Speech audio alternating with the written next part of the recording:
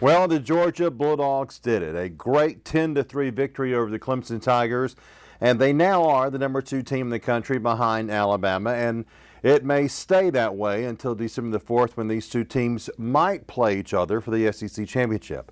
Georgia still has a lot of work to do. They will have tough games against Kentucky, Auburn, and Florida, but the path to Atlanta in the SEC championship game looks very good. It would have even if they had lost last Saturday in Charlotte to Clemson, but a win like they had definitely lays the groundwork for people all over this country to believe that Georgia is a serious national championship contender. There is no doubt the defense for the Georgia team was spectacular, perhaps the best defensive showing we've had from a team in Athens in a long, long time. The defensive line was incredible.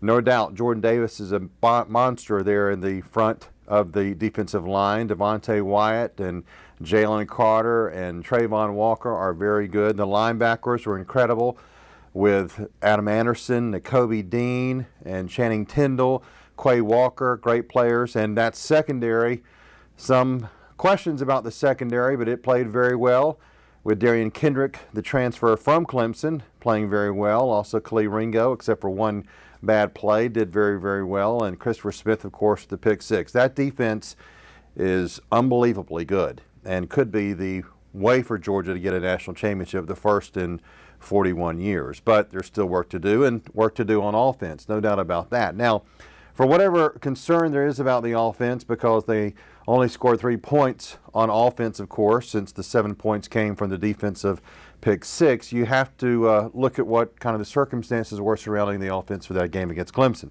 Number one, the two receivers from last year who led the team in receiving, George Pickens and Kyrus Jackson from Peach County, did not play receiver. Of course, Pickens is out for a while with a torn ACL, and Jackson was not able to play receiver. He is cleared now, and we could see him this week against UAB, but they did not have their two best receivers from last year on the team, on the field, to play receiver on Saturday against Clemson. Then the top receiving tight end from last year, Darnell Washington, was also out. Not to mention the fact that in the first series of the game, Tate Ratledge, the new starting right guard, went out with an injury. Now he's out for the year. So there were some circumstances there, along with the fact that at many times during that game on Saturday against Clemson, Georgia had a lot of young receivers out there, like Ladd McConkey. Even some of the kids that they had that were counting on, like Jermaine Burton, were limited because of some injuries. Now, injuries are something you don't want to use as an excuse, but you have to ask yourself this: will Georgia's offense be better on October the 30th against Florida,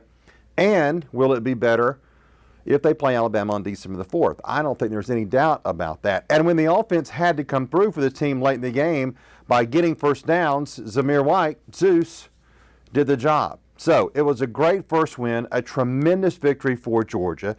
And there's a lot of work to do, but to get off a great start like that with a defensive performance like that, yeah, don't blame red and black fans for being kind of excited this week.